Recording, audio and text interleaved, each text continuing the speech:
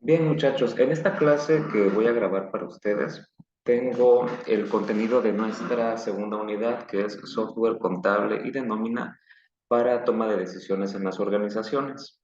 Y queremos comenzar en esta ocasión con la explicación de que existen diferentes tipos de comprobantes, ¿verdad? Existen 6 tipos de comprobantes que ya los hemos mencionado en clases, y de estos 6 tipos de CFDIs voy a explicar el día de hoy un poco de teoría y también casos prácticos para que podamos entender de mejor manera a qué se refieren cada uno de ellos. ¿Sale? Permítame avanzar entonces hacia el punto cuarto de este contenido teórico que se refiere a la estructura básica del CFDI, porque la obligación que tenemos de expedir comprobantes fiscales digitales por Internet nace en leyes fiscales específicas, como es la ley del impuesto sobre la renta en esos artículos, la ley del IVA o la ley del IEPS, en esos artículos que tenemos en nuestra teoría, ¿verdad? Sin embargo, para la correcta expedición de estos comprobantes se debe de cumplir con estándares tecnológicos del anexo 20 de la resolución miscelánea fiscal y los requisitos que se prevén en el artículo 29, 29A del Código Fiscal de la Federación, inclusive 29 bis, que recientemente se incorporó, pero pues fue solamente una redistribución de las facultades que estaban en el 29 hacia el Servicio de Administración Tributaria y que se separa en el 29 bis hacia los proveedores autorizados de certificación. Y para tal efecto tengo que aclarar en esta ocasión que aunque en estas leyes, ISR y IEPS, tenemos la obligación de expedir comprobantes, no nos dicen cómo se debe de cumplir con esta obligación. Por eso tenemos que remitirnos al Código Fiscal de la Federación, que en su artículo primero nos dice lo siguiente: las personas físicas y morales están obligadas a contribuir al gasto público. ¿Ok? ¿Cómo se contribuye al gasto público? Conforme a las leyes fiscales respectivas. Pero las disposiciones de este código se aplicarán en su defecto. Es decir, que si las leyes respectivas, ISR, IVA y EPS, no encuentro todos los elementos necesarios para cumplir con mis obligaciones sustanciales y formales del pago de impuestos, entonces voy a recurrir en su defecto a buscar esa normatividad complementaria aquí en el Código Fiscal de la Federación. A eso es a lo que se refiere, ¿sale? Primero tenemos en ley de ISR y IVA la obligación de expedir comprobantes, pero no nos dicen cómo. Entonces, en su defecto, vamos a buscar esa normatividad aquí en el Código Fiscal de la Federación. Me voy a trasladar al artículo 29 de este código, y que para ustedes en su Fisco Agenda lo tendrían que buscar en la parte de en medio, en el bloque blanco, específicamente en la página 77. En la página 77 de su Fisco Agenda, en el apartado de Código Fiscal de la Federación, para que veamos que cuando las leyes establezcan la obligación de expedir comprobantes, y aquí se retoma el tema de cómo se deben de expedir los comprobantes. Primero, aquí nos enlista por qué motivo se tienen que expedir comprobantes fiscales. Por los actos o actividades que se realicen. Ah, ok, esto es en materia de IVA y en materia de IEPS, en donde tenemos actos o actividades, ¿verdad? Pero también por los ingresos que se perciben. Y aquí ya se refiere a ingresos acumulables de la ley del impuesto sobre la renta. Ojo, porque con estas dos frases que acabo de mencionar, retoman la obligación de expedir comprobantes en IVA, IEPS y en impuesto sobre la renta, o por las retenciones de contribuciones que efectúen. Y al hablar de retenciones, vamos a enumerar diferentes supuestos, como es el caso de las retenciones de ISR por arrendamiento, por servicios profesionales, de las retenciones de IVA por fletes, etcétera, pero también de las retenciones de ISR por sueldos y salarios. Y ahora ya me voy a remitir a la obligación que tienen los patrones de expedir una nómina electrónica, un CFDI de nómina, precisamente porque en esas En estos comprobantes, en las nóminas, es donde se amparan retenciones, ¿sale? Y aquí nos dice las retenciones de contribuciones que efectúen. Los contribuyentes deberán emitirlos mediante documentos digitales a través de la página de internet del SAT. Ok. Y hago una pausa en este punto y seguido, porque aquí se refiere en estas 4 líneas al emisor del comprobante. ¿Quién es el emisor del comprobante? Es el que realiza actos o actividades, es el que percibe ingresos o es el que efectúa retenciones. Entonces, estos 3 supuestos se refieren al emisor del comprobante fiscal. Y a partir de este punto y seguido, nos vamos a referir al receptor del comprobante fiscal. Y esas son palabras claves que debemos de distinguir, porque en la normatividad complementaria, que es el anexo 20 de la resolución miscelánea fiscal y su guía de llenado, vamos a tener campos diferentes para el emisor del comprobante, campos y validaciones diferentes para el receptor del comprobante fiscal. ¿Sale? No es lo mismo. Continuamos entonces, ahora refiriéndonos al receptor. Las personas que adquieran bienes, disfruten del uso o goce temporal, reciban servicios, realicen pagos parciales o diferidos, que liquiden saldos de los comprobantes fiscales digitales por Internet. Ojo, porque aquí se está refiriendo a los complementos de pago, en donde por cada parcialidad o cada pago que se efectúe, entonces deberán de solicitar comprobante. Es lo que nos dice aquí más adelante. Tienen la obligación de solicitar el comprobante. ¿De acuerdo? O aquellas a las que les hubieran retenido contribuciones. Nuevamente el tema de las retenciones, pero desde la otra perspectiva, a quien le efectúan las retenciones, ¿qué es lo que debe de hacer? Deberá de solicitar el comprobante fiscal digital por Internet respectivo.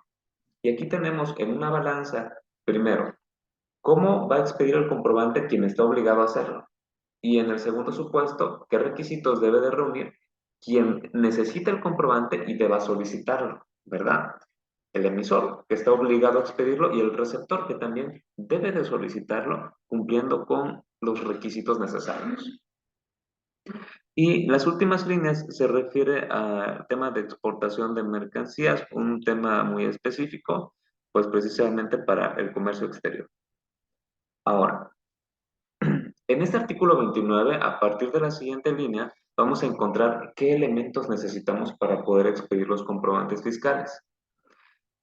Primero, aquí nos dice que deberán de cumplir con las obligaciones siguientes. Y el primer elemento es contar con un certificado de firma electrónica avanzada vigente. Fíjense que esta firma electrónica contiene la identidad electrónica de cada contribuyente.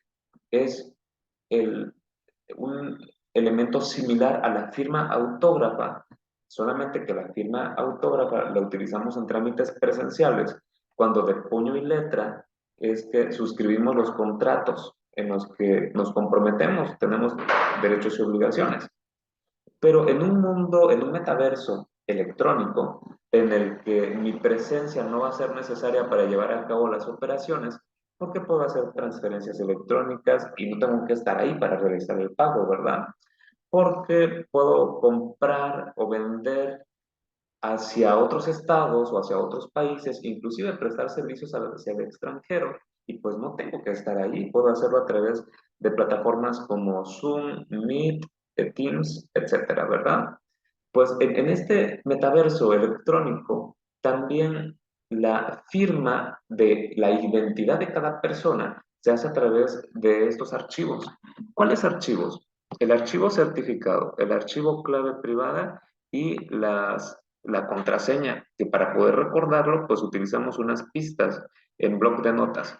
Pero permítame mostrarles a qué se refiere el certificado, ¿sale? Voy a remitirme hacia un link de la página del SAT que se llama recuperación de certificados. Voy a poner mi RFC para que busquemos los certificados de firma electrónica y de sellos que tengo en sus bases de datos. Entonces, escribo mi RFC, escribo el CAPTCHA y parece que escribí algo mal, así es que lo vuelvo a escribir nuevamente.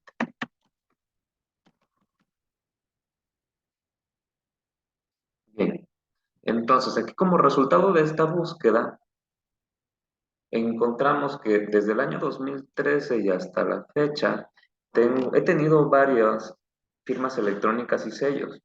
Algunos de ellos yo mismo los he revocado, los sellos se me han caducado, las firmas electrónicas.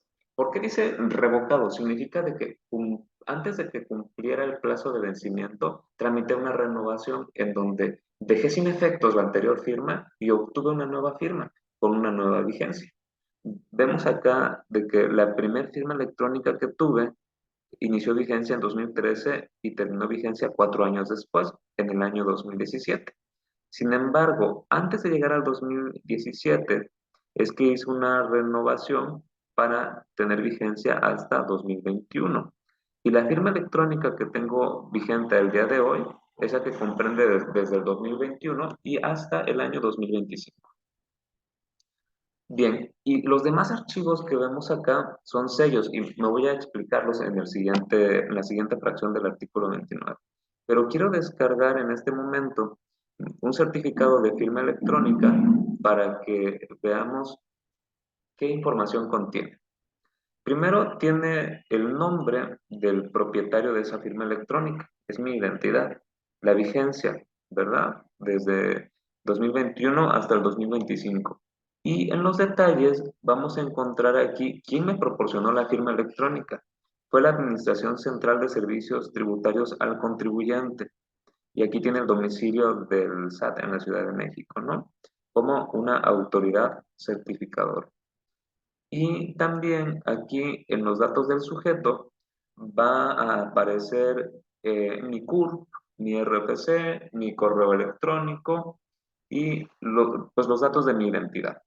Les comento, cuando se obtiene una firma electrónica, hay que llevar dentro de los requisitos, pues, credencial del lector, acta de nacimiento, CURP, comprobante de domicilio y una memoria USB para que al terminar el trámite puedas traer contigo pues los archivos de la firma electrónica. Y una vez que revisan tu documentación, proceden también a tomar otros datos de tu identidad, como por ejemplo las huellas digitales. En las veces que he hecho el trámite no toman mis huellas de una o dos dedos o manos, lo toman huellas digitales de mis 10 dedos. O sea, por cualquier cosa, ¿no? Toman la identidad a través de nuestras huellas digitales de todos nuestros dedos. Yo percibo ahí una gran desconfianza, no sé ustedes. Y además, también toman los datos biométricos de nuestra iris del ojo. Algo así como tomar una captura de cómo se ven nuestros ojos. Pues no sé, yo creo que esto ocurre por si llegas a desvanecer tus huellas digitales o a perder los dedos, pues tienen otro medio para identificarte biométricamente y es a través de la iris de tus ojos, ¿no?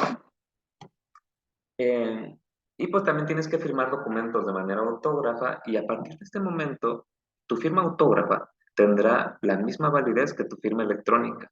Por lo tanto, es un archivo que debes de cuidar y de proteger muy bien porque estos datos te pertenecen y cualquier uso que le den a tu firma electrónica, no podrás negar que tú lo hiciste, porque es tu identidad. Entonces tienes que hacerte responsable de todo lo que firmen electrónicamente con tus datos.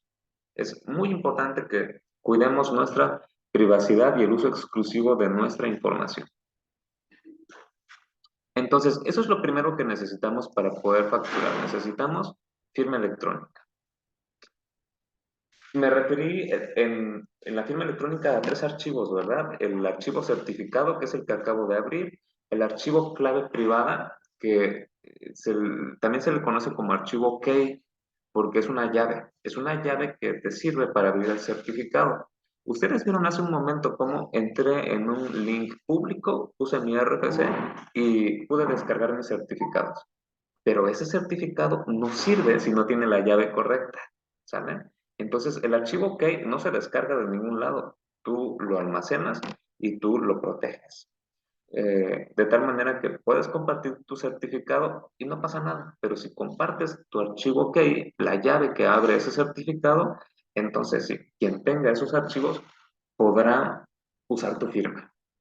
Y en estos casos, para recuperar la seguridad de tu firma, yo te recomendaría que realices un trámite de revocación y renovación para que esa firma que haya quedado revocada quede sin efectos y tú te quedes con una nueva firma en la que tengas la tranquilidad de que nadie más le va a usar porque solo tú tienes el archivo, que el archivo de la llave privada.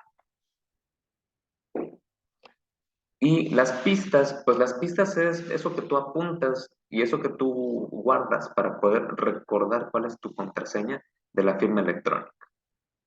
El siguiente elemento que necesitamos es tramitar ante el SAT certificados para el uso de sellos digitales.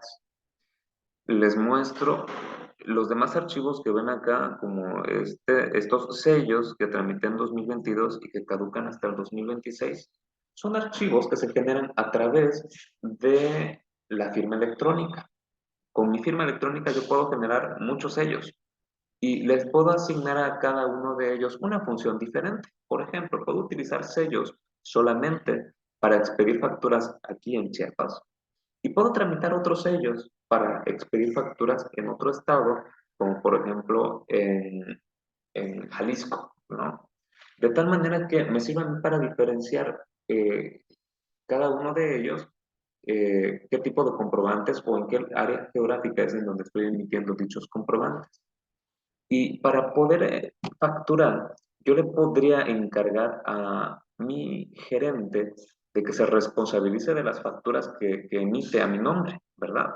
Y aunque yo no me encuentre al mismo tiempo en Jalisco, en Quintana Roo, en Sonora y aquí en Chiapas, pues porque físicamente solo puedo estar en un solo lugar, puedo delegar esta responsabilidad a mis gerentes para que el gerente de Jalisco se responsabilice de las facturas que emite en ese estado, para que el gerente de Quintana Roo se responsabilice de las facturas que emite en ese estado.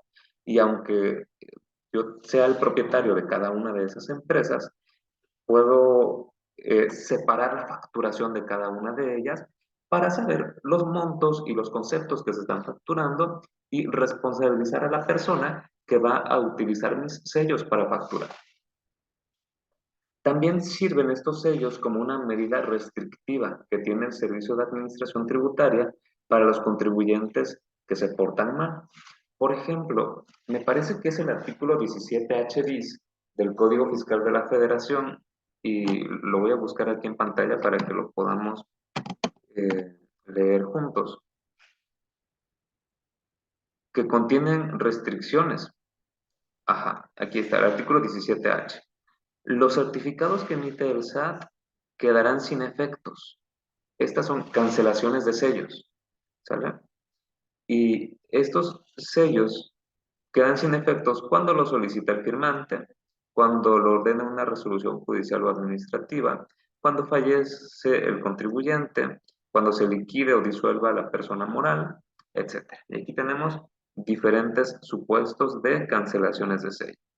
Pero la restricción temporal está en el 17H bis, que se refiere a certificados de sellos digitales que se usan para expedir comprobantes fiscales digitales por Internet, se dejen sin efectos. Previo a que se dejen sin efectos, lo que vimos en el 17H, las autoridades podrán restringir temporalmente el uso de los mismos. Esto es un periodo en el que te puedes regularizar, pero si no te regularizas, entonces vas a caer en la cancelación definitiva de tus sellos, lo que vimos en el 17H. Y esto es cuando los contribuyentes se portan mal, cuando se detecta que en un ejercicio fiscal, estando obligado a ellos, omitan la presentación de su declaración anual. Este es el mes de abril, es un mes de declaraciones anuales. Si no presentamos nuestra declaración anual o dos o más provisionales o definitivas que sean consecutivas o no consecutivas, entonces por no declarar y en consecuencia no pagar impuestos, me van a restringir el uso de mis sellos y no voy a poder seguir facturando. Si me porto mal y durante el procedimiento administrativo de ejecución, que es la cobranza que realiza la autoridad, me desaparezco, no localizan al contribuyente, entonces también me van a restringir mis sellos para que no pueda facturar. En el ejercicio de facultades, detecten que el contribuyente no puede ser localizado en su domicilio, desaparezca, desocupe su domicilio fiscal y no presente los avisos correspondientes, pues en estos casos, también como medida de precaución, nos restringen los sellos digitales para que no podamos seguir facturando.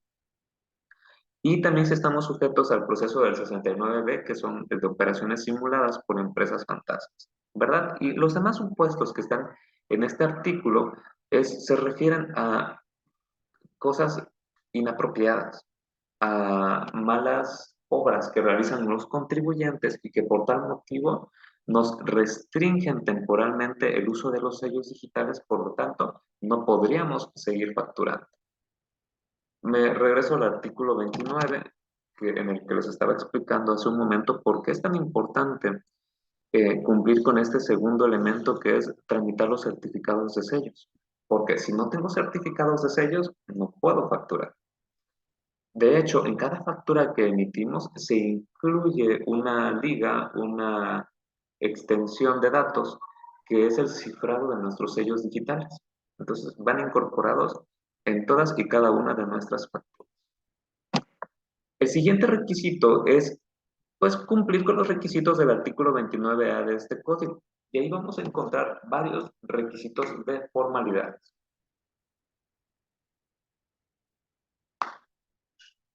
Y eso lo vamos a abordar a detalle cuando estemos en el 29A. Solamente vamos a decir en este momento que son requisitos de forma. En la fracción cuarta tenemos un proceso, el proceso de remitir al SAT antes de su expedición el comprobante fiscal digital por Internet respectivo a través de mecanismos digitales, que para tal efecto determine dicho órgano desconcentrado mediante reglas de carácter general para que entonces el SAT haga este proceso. Valida el cumplimiento del artículo 29A. Asigne un folio al comprobante fiscal digital y también incorpore sus sellos, los sellos del Servicio de Administración Tributaria. Y aquí me gustaría ser muy claro en lo siguiente. Hay dos momentos. El primer momento es cuando yo le envío al SAT, le remito al SAT datos. Y en ese primer momento todavía no existe el comprobante fiscal digital por Internet. Lo que existen son datos. Una vez que el SAT recibe esos datos para validarlos, para asignar folio y para incorporar sellos, entonces esos datos se adicionan con estos elementos y entonces ya se convierten en un comprobante fiscal digital por Internet. Por lo tanto, la autoridad no debe de esquivar sus obligaciones para validar los comprobantes. ¿Vale?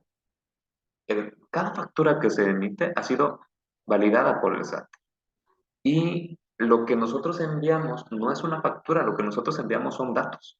Una vez que el SAT incorpora estos elementos, entonces obtenemos una factura. ¿Quién emite entonces la factura?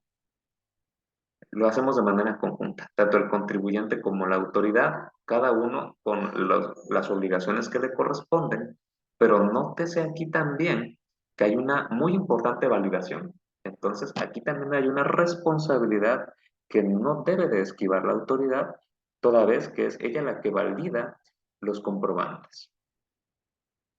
Vemos el procedimiento que acabamos de explicar y, bueno, perdón, antes de avanzar, tengo que mostrar este folio del comprobante fiscal digital. Si abro una factura, voy a encontrar, por ejemplo, en esta parte de en medio, este dato, que es el folio fiscal. ¿Ya lo vemos? Fíjense que este folio fiscal es una, pues, es una serie de datos alfanuméricos porque contiene letras y números que le asignan una identidad al comprobante. Cada comprobante tiene un folio fiscal diferente. Y si contamos estos números de caracteres vamos a encontrar 32 datos alfanuméricos separados por 4 guiones. Por lo tanto, si también sumamos los guiones, vamos a encontrar pues 36 caracteres. Esta amplia cantidad de datos nos va a permitir que no se dupliquen. Cada factura va a tener un folio fiscal diferente y quien asigna el folio fiscal es el Servicio de Administración Tributaria. ¿Sale? Entonces, gracias a este folio fiscal voy a poder relacionar mis comprobantes. Por ejemplo, notas de crédito que corresponden a devoluciones hacia facturas. Voy a poder relacionar anticipos hacia estimaciones y finiquitos. Y también voy a poder relacionar facturas que han sido reexpedidas con la respectiva factura cancelada, gracias a identificar cada comprobante con su folio fiscal. Y también aquí abajo vamos a encontrar los sellos del SAT. Esta cadena se refiere a los sellos del SAT y que nos dice este artículo 29 del Código Fiscal de la Federación que es una obligación del SAT incorporar estos sellos. Muy bien. Tengo que hacer esta aclaración porque normalmente cuando abrimos una factura vemos como que muchas cosas, pero no entramos al detalle de qué es cada una de ellas. Por eso, en esta explicación puedo profundizar en cada uno de estos elementos. La fracción quinta dice que una vez que se incorpore el sello del SAT, deberán de entregar o poner a disposición de sus clientes a través de medios electrónicos que disponga el citado órgano desconcentrado mediante reglas de carácter general. ¿Qué cosa? Deben de entregarle el archivo electrónico del comprobante fiscal digital por internet. ¿De qué se trata? Y entonces vamos a encontrar que el CFDI se emite en dos tipos de comprobantes, XML y PDF, y nos estamos refiriendo en este momento al archivo electrónico que es el archivo XML. Les voy a mostrar cómo se ve un archivo XML. Y comienza con una leyenda en inglés. Y quiero que vean, por favor, que en la primera línea de este CFDI ya puedo conocer que es la versión 4, la versión 4.0 de este comprobante fiscal. Puedo encontrar aquí también la serie y folio, la fecha en la que se emitió el comprobante. La clave 01 de forma de pago se refiere a efectivo. Con la experiencia que tenemos emitiendo comprobantes, ya vamos recordando a qué se refiere cada clave. PUE significa el pago en una sola exhibición. Este es un tipo de comprobante de ingresos y está expedido en moneda de peso mexicano. El subtotal de esta factura es de 2,000 pesos, a el cual se le ha adicionado un IVA de la tasa de 16%, que corresponde a 320 pesos, para llegar a un monto total de 2,320 pesos. ¿Sale? Bien, entonces, además de estos datos, aquí está el monto total, 2,320 pesos.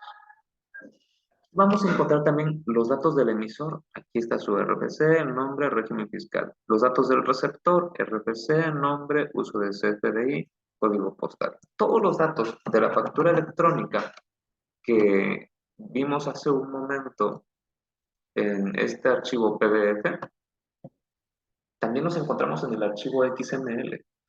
Solo que el archivo XML contiene los datos cifrados y muy compactos, especialmente para que sea un archivo ligero que procesen los sistemas. Mientras que el archivo PDF tiene un diseño en orden lógico para que visualmente las personas encontremos fácilmente la información. A ver si me explico. Encabezado, cuerpo y complementos, ¿no? Por así abreviarlos o resumirlos. Y esta ha sido una descripción personal, pero no está en ninguna ley ni nada, sino que normalmente las personas buscamos datos principales en el encabezado y buscamos datos específicos y profundos en el cuerpo de cada documento, ¿verdad? Y además, visualmente para nosotros nos permite tener un logotipo para recordar, bueno, si es la factura de esta empresa o de aquella otra empresa. Y a un costado derecho vamos a encontrar la serie, folio y fecha. Y eso visualmente nos va a permitir, pues, separar la información y encontrarla más fácil, pues, para integrar nuestra contabilidad. Por lo tanto, el archivo PDF es un archivo que es imprimible y que nos permitirá eh, guardar nuestra documentación, almacenarla, respaldarla, conservarla, de una manera que sea práctica para nosotros, para las personas. Mientras que el archivo XML contiene datos de una manera compacta, de una manera muy, muy ligera, para que podamos almacenarlos electrónicamente, incorporarlos hacia sistemas de contabilidad, hacia sistemas de administración y también para que la autoridad los procese en sus servidores y pueda detectar algunas anomalías. Como por ejemplo, estos montos bases de impuestos, la autoridad va a querer que los declaremos. Y si en nuestras declaraciones nosotros ponemos menores ingresos a los que realmente facturamos, entonces la autoridad va a tener un foco rojo en sus servidores, en sus bases de datos. Y si el monto es tan importante que le permita obtener una buena recaudación, va a iniciar una auditoría y entonces va a cobrarnos, además de los impuestos, pues muchos accesorios, ¿no? Entre ellos actualizaciones, recargos y multas. Por lo tanto, el archivo XML es muy valioso para la autoridad. De aquí toma datos que son importantes, como por ejemplo el uso de ese CFDI, es decir, qué destino le voy a dar en mi contabilidad para registrarlo como un costo, como un gasto, como una deducción personal, como una deducción de inversiones, y que de esta manera también pueda comparar los datos que presento en mis declaraciones contra los datos que estoy expidiendo en comprobantes fiscales. Por lo tanto, este archivo XML es en esencia la factura electrónica y contiene la información que le interesa muchísimo a la autoridad. También tengo contenido de esto en nuestra plataforma educativa cuando explico en el punto, creo que está aquí abajo,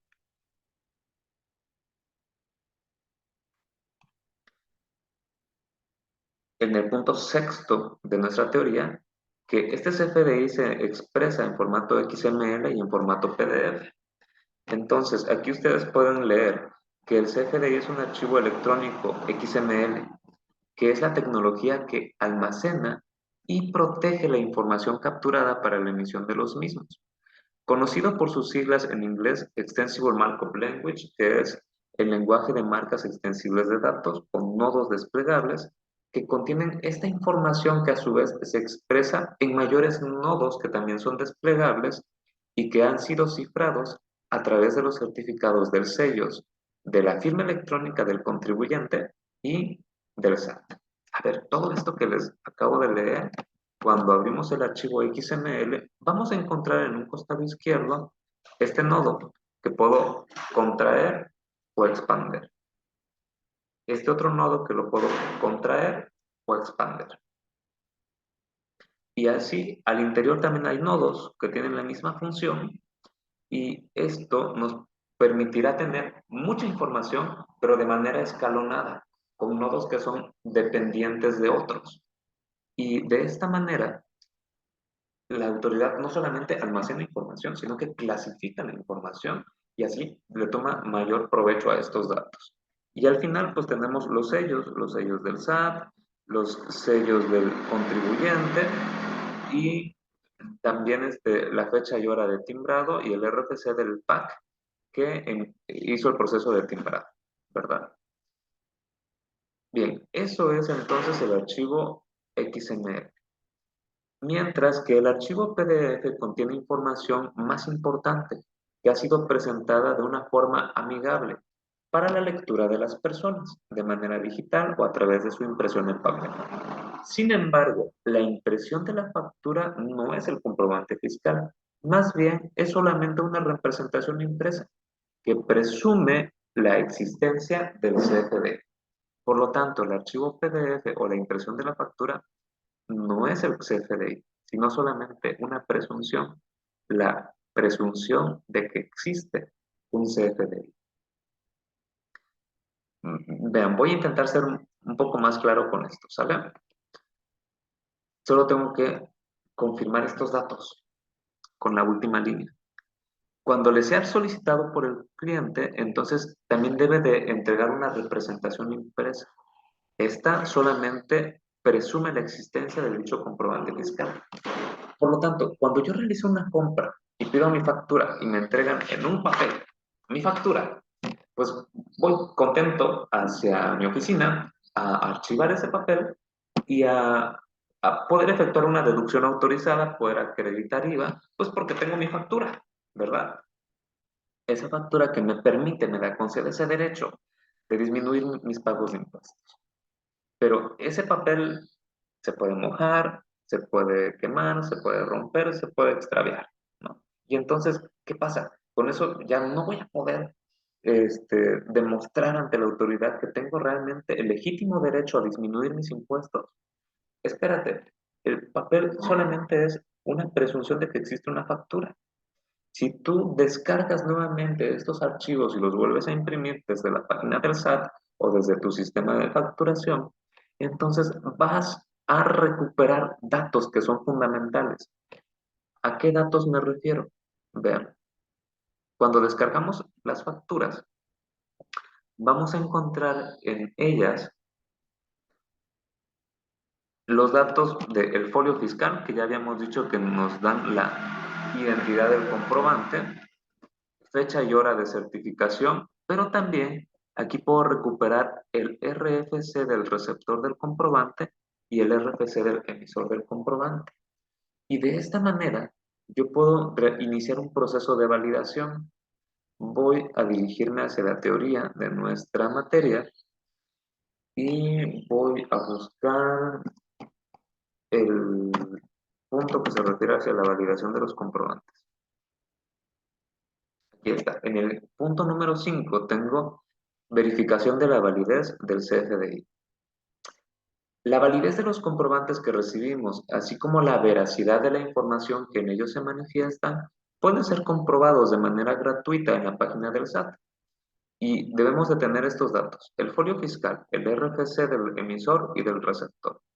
Y yo aquí les dejo un ejemplo para que ustedes lo puedan llevar a cabo. Voy a copiar este link que les dejé aquí en la plataforma, lo voy a pegar en mi navegador de internet y voy a ingresar hacia este apartado que es la verificación de comprobantes. Precisamente voy a tomar un dato que es el folio fiscal. Aquí está, voy a tomar este folio fiscal, lo voy a copiar y lo voy a pegar. Después voy a tomar el dato que es el RFC del emisor, lo voy a copiar y lo voy a pegar. Después voy a tomar un dato que es el RFC del receptor, lo voy a copiar y lo voy a pegar. Siguiendo el CAPTCHA, doy clic en verificar CFDI y obtengo como resultado de la validación lo siguiente. Primero, que este comprobante está vigente, ¿no? La factura puede decir una cosa, pero posteriormente pudo ocurrir una cancelación. Entonces, ¿qué mejor que realizar esta verificación para saber si la factura todavía está vigente? Puedo conocer los datos de quien recibió el comprobante, de quien emitió el comprobante, en qué fecha lo hizo, cuál fue el PAC que lo certificó. Y aquí es muy importante, el monto de la factura, 1,650 pesos. Porque han habido muchos trabajadores o muchos comisionistas o muchas personas que de mala fe utilizan editores de PDF para modificar datos de la factura. Por ejemplo, en el caso de los viáticos, cuando solicitan a la empresa un reembolso de los viáticos, hay veces que le agregan un cero a las cantidades y entonces la factura impresa ya no dice 1,650, ya dice 16,500 pesos en hospedaje, ¿verdad? Entonces, esta es una manera de fraude. Entonces, para evitar el fraude, antes de pagar viáticos, Pues, ok, recibes las facturas, tomas estos datos, verificas y puedes conocer cuál es el monto real de la factura. Esto yo lo he visto en algunas empresas cuyos trabajadores han intentado de defraudar, pues modificando, en vez de poner consumo de 200 pesos, modifican el PDF, le agregan un uno al inicio y ya dice un consumo de 1,200 pesos. Y entonces cuando en contabilidad detectamos este error, le informamos al dueño de la empresa para que aplique las sanciones por estas faltas administrativas que llevan a cabo los trabajadores de intento de fraude. Y pues ya, vía nómina les hacen el descuento de la cantidad que intentaron defraudar, porque esta información es verificable en la contabilidad, sobre todo cuando estamos contabilizando XML y encontramos cantidades diferentes del XML y de la factura impresa. Por lo tanto, ven, es fundamental que aprovechemos esta tecnología para evitar ser defraudados.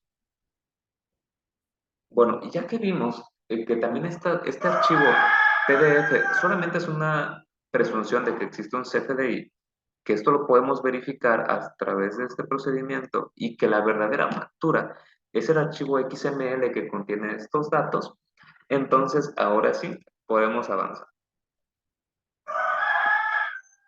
Además, en la fracción sexta se deben de cumplir con especificaciones en materia informática que determina el SAT mediante reglas de carácter general. Esto es el anexo 20 y su guía de llenado. ¿Sale? Aquí, por ejemplo, voy a irme al inicio. Ese es el anexo 20, la guía de llenado de los comprobantes digitales por Internet que nos da a conocer el SAT. Pues para que en estas 120 páginas podemos aclarar nuestras dudas y conocer las validaciones y los requisitos adicionales que están pues, en reglas de carácter general. Este párrafo es el procedimiento de comprobar la autenticidad de los comprobantes, es lo que ya explicamos. Y el caso de los comprobantes de egresos, que son pues, notas de crédito por devoluciones, descuentos o bonificaciones, etc. Bien,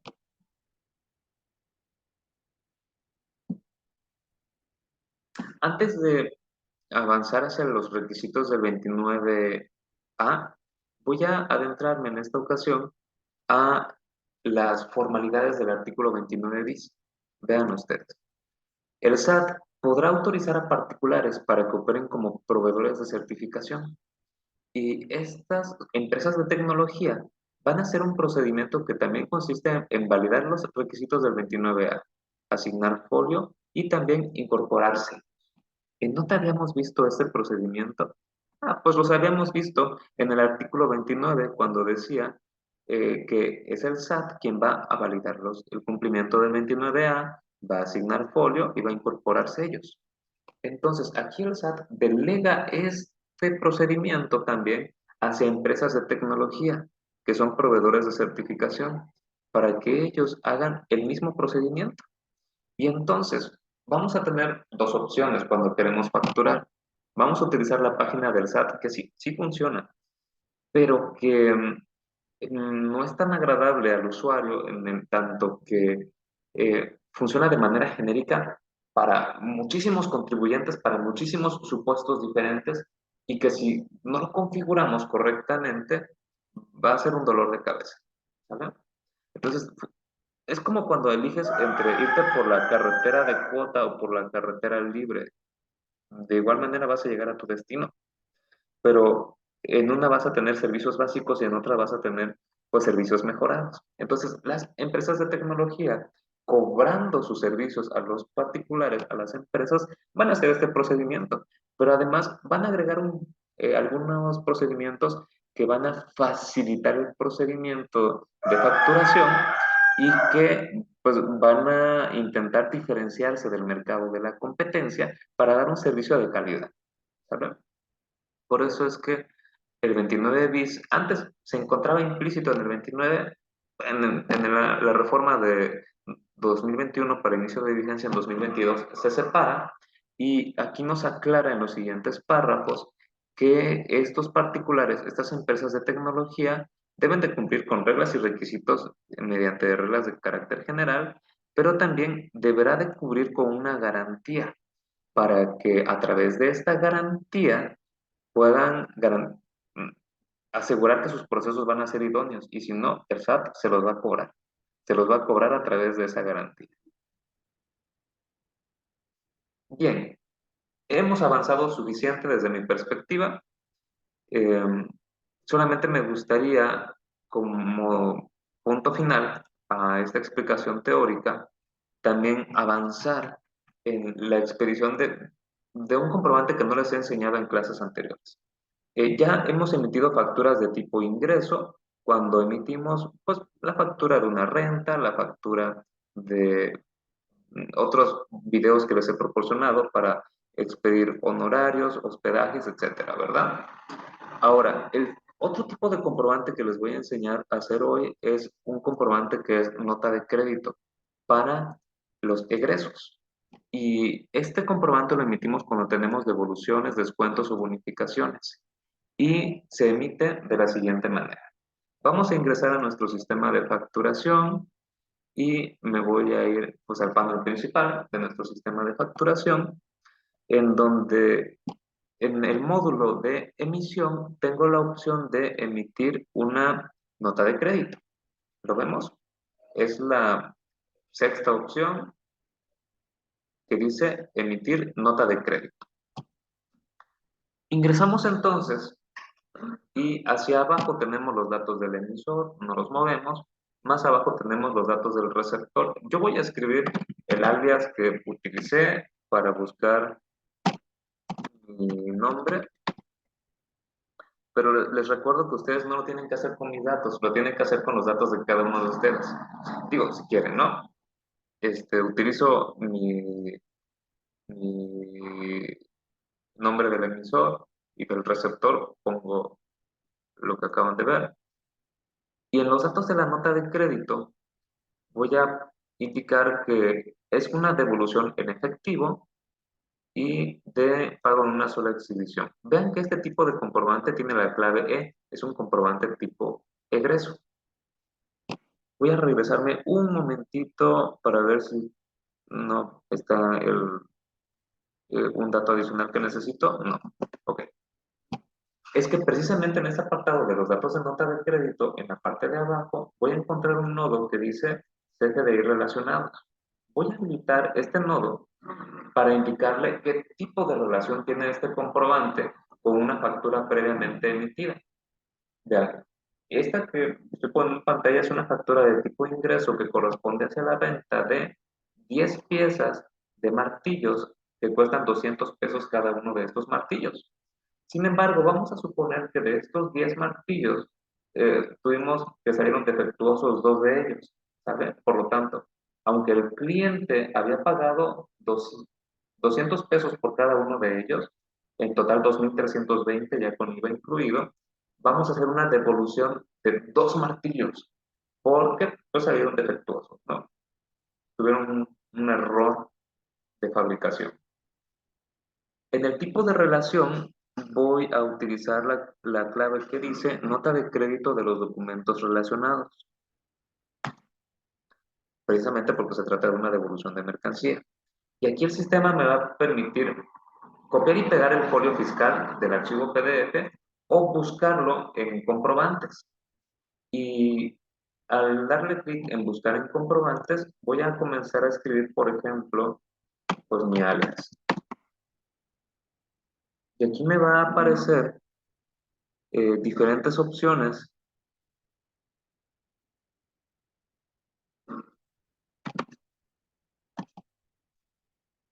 aunque no identifico la que recientemente acabo de emitir. Es que parece que hay otros que están utilizando este alias. Entonces voy a escribir mi nombre.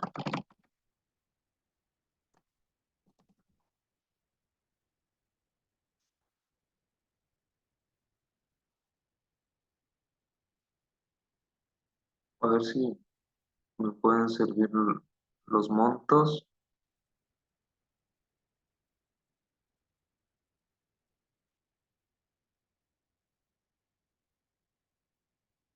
Es que he estado emitiendo muchas facturas con... Ah, bueno, dejé de utilizar el filtro. Vean, como este es una versión demostrativa en donde muchas personas entramos a facturar, prefiero no buscarlo a través del filtro, sino es que voy a copiar y pegar el folio fiscal, este que encontramos aquí abajo. Este folio fiscal lo voy a copiar, control C, me dirijo hacia el sistema y aquí lo voy a pegar. Listo.